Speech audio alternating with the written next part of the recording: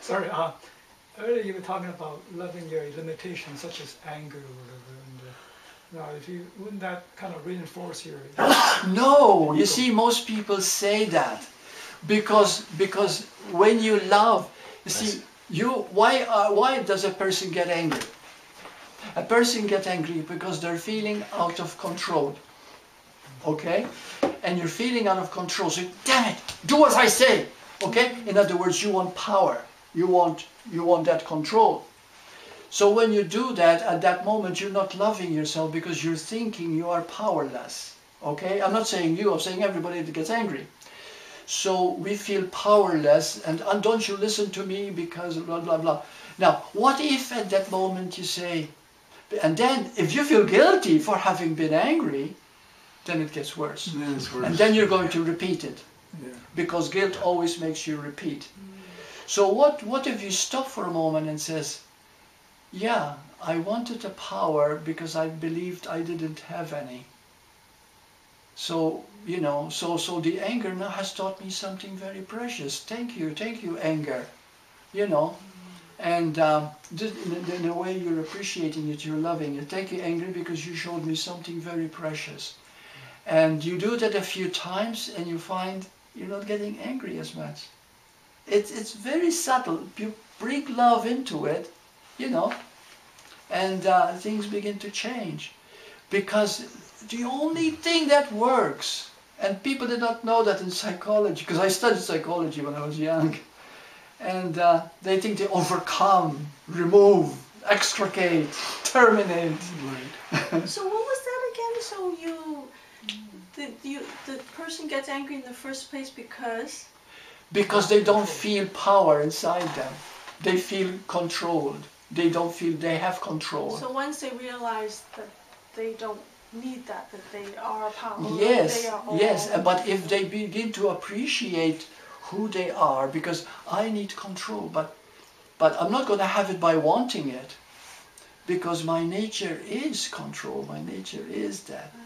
So take the anger, you see, thank you for showing me this, that this is how I'm thinking, you see, but I am bigger than this. And by doing that, you find a change will start to happen. So would that be ditto for people who have bad thoughts and, you know, thoughts that they feel guilty about? So how should they deal with that? So you can do things like this. For example, we covered it last satsang. Let's say you're having a lot of negative thoughts, okay, and they're affecting you. First of all, be aware of it immediately. Be aware how your body's being affected. Okay, this is body awareness. Always be aware of the body, okay? And the body is, you know, the chest is when it has to do with love, and here it has to do with power.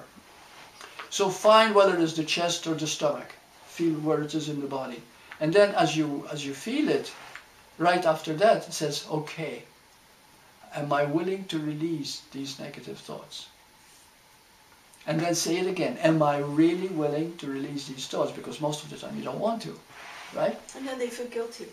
And then, so that's right, because negativity feeds on negativity. So what you do, am I willing to release? Am I really willing to release? See, that's the second one. You say yes. Then you say when? Now. And then you go about your business, like what you were doing, and you find that the time that you think negatively will start getting less and less and less. It won't stop, the negativity, but it will get less and less and less. So you're actually applying love to yourself. That's right. That is correct. And this is the whole key. And also learning to love who we are. The greatest compassion to have is for yourself. Those supposedly bad thoughts too, you are applying love to the thoughts too, right? Yeah, because what are bad thoughts? Bad thoughts is the things that you don't want, but they're there because you want love. Think of any bad thought. Okay, think of anything right now. Let's explore it. Any bad thought that you might have, and we'll see love in it.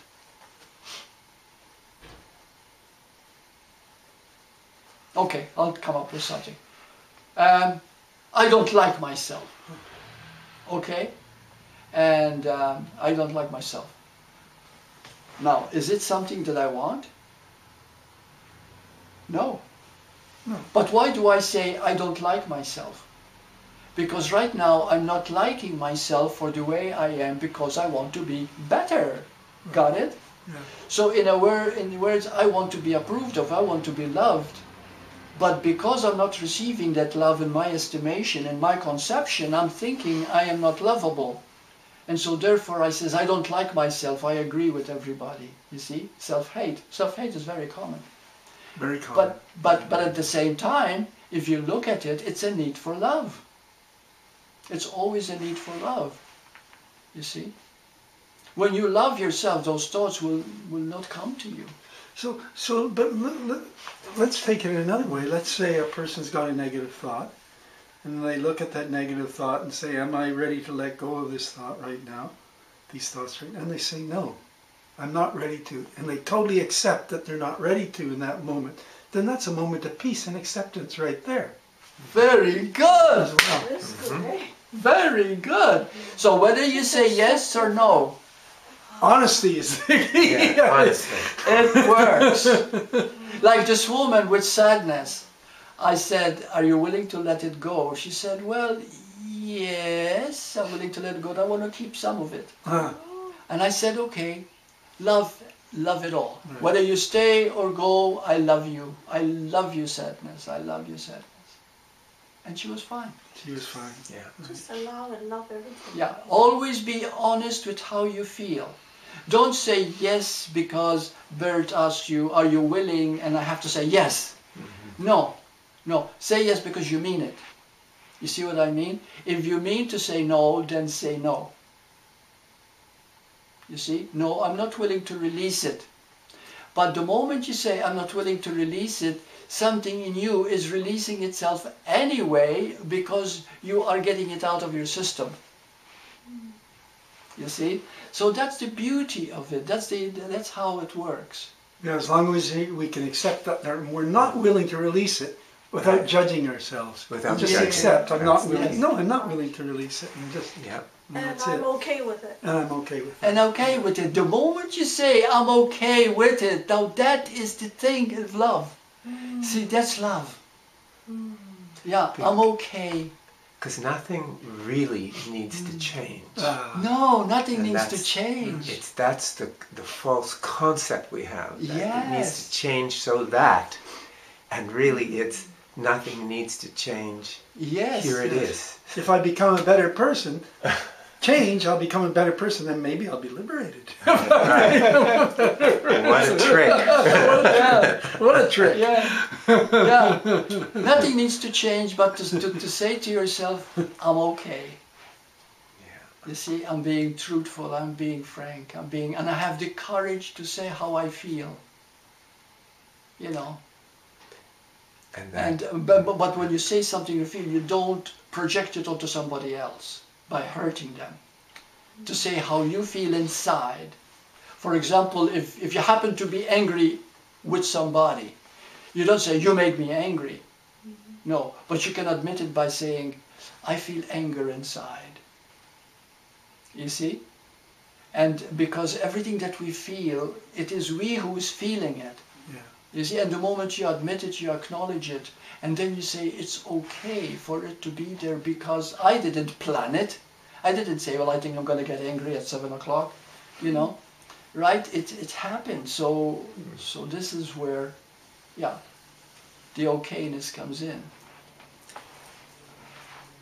That's such a beautiful turning point, because everything is okay means we can call off the search, as it were. Exactly. You know? Yeah. And what a Right. relief that is. That is so beautiful. You call off the search. Yeah. The moment you say it's okay.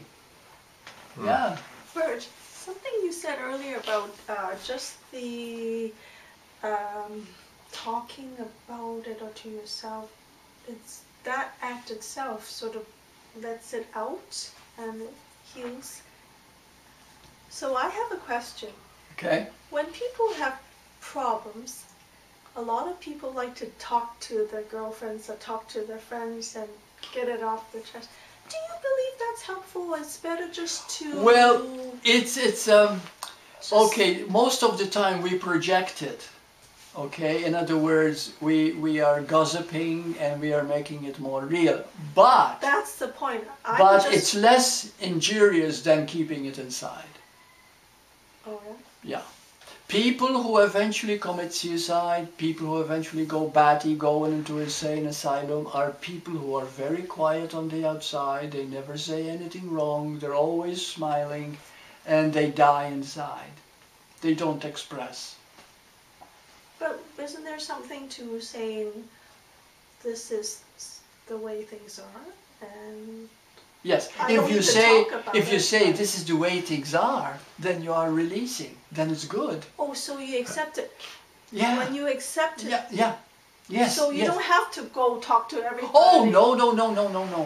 So the other way is just to accept and be at peace. To accept and be at peace and say it's always okay. I'm always okay as I am. Always. Really.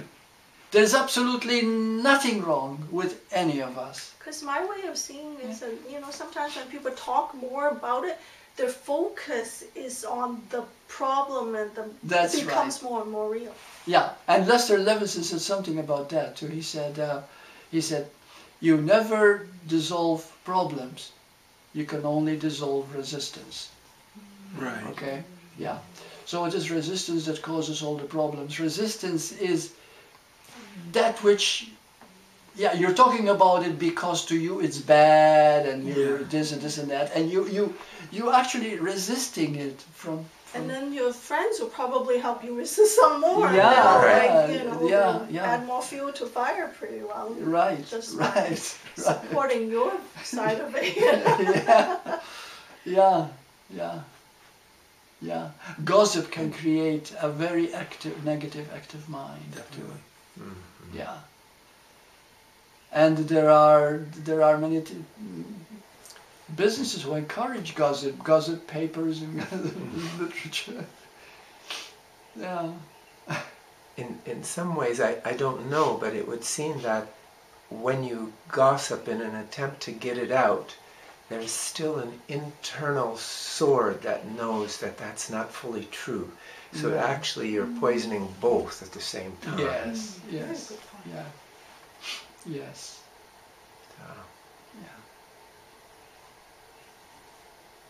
Yeah.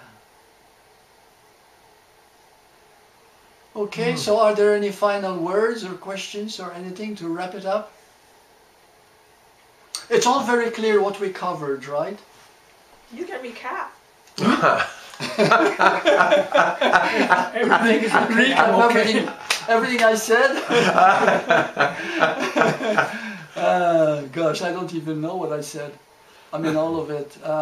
I remembered fast in order to repeat it again when I put the camera on, but... everything's okay. Yeah. Oh, one thing to remember too is that when we talk about the ages and things that are going through and how everything is going, in reality nothing is happening. This is a dream. Okay? Do we see that? Yes. Do you see that? Yeah, it's all a dream. So we're going through it. It's a semblance, just like time. Now people are beginning to realize, most scientists and physicists know time doesn't exist. It's just the earth rotating around the sun. You see? Makes it night and day and Tuesday and Wednesday and Friday and whatever. You see, years. But it's just the movement itself that creates a semblance of time. But it's a circle. Nothing is going any place. It's not going anywhere. Nothing is actually happening, So this is it. So we talked a lot about the ages and the changes, but at the same time, when you realize being, it is when it is very clear that time doesn't exist. You see? Yeah.